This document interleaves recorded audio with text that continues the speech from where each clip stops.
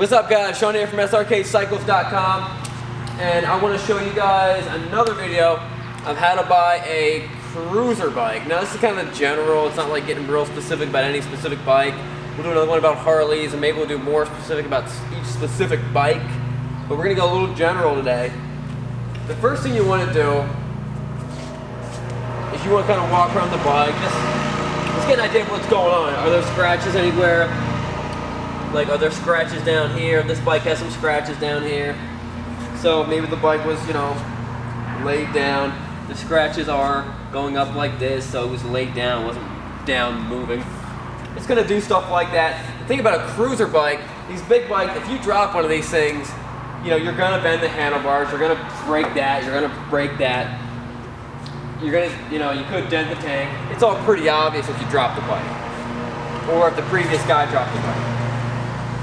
Another thing you want to check for is, these are floorboards, but if it has pegs, floorboards don't really get bent up, but sometimes pegs might get bent up a little bit. Make sure they're straight. Check the crash bars, make sure the crash bars are straight. You can tell by sitting on the bike and looking at them, or looking at them from the front. Is it leaking a lot of oil, or any oil? Figure out where the guy's been parking. It hasn't been parking right there. There's a big puddle of oil right there, and it's been leaking oil. Another thing would be to, check the rims. Make sure the rims are not bent. All right, so it's always best if you can do a cold start on a bike. This bike's cold. I'd be burning my hand off if it wasn't. And there's kind of a misconception about, okay, the chances are you're gonna be buying a carbureted bike. A lot of cruiser bikes are carbureted, especially a lot of used ones. Even some bikes that they make right now are still carbureted.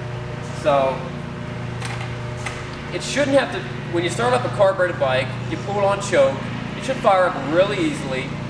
And then within, 30 seconds to a minute, depending how cold it is outside, you should be able to push the choke back in and it should idle fine. Let me demonstrate. This is a cold start. Pulling the choke out.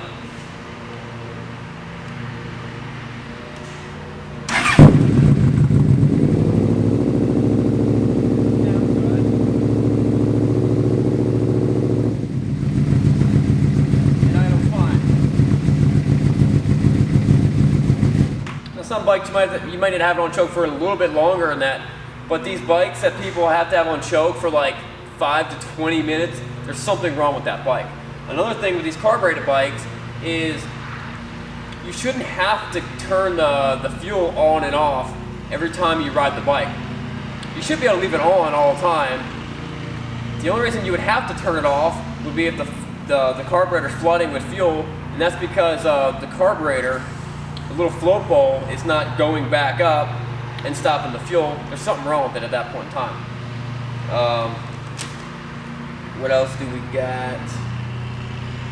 So the bike really shouldn't be spitting and sputtering. It's not a deal breaker if it does. It just needs a little bit of carburetor. Depending on what kind of bike it is, it could, if it's like a Honda Valkyrie with 6 carbs, you're looking at, $400 to get those things tuned.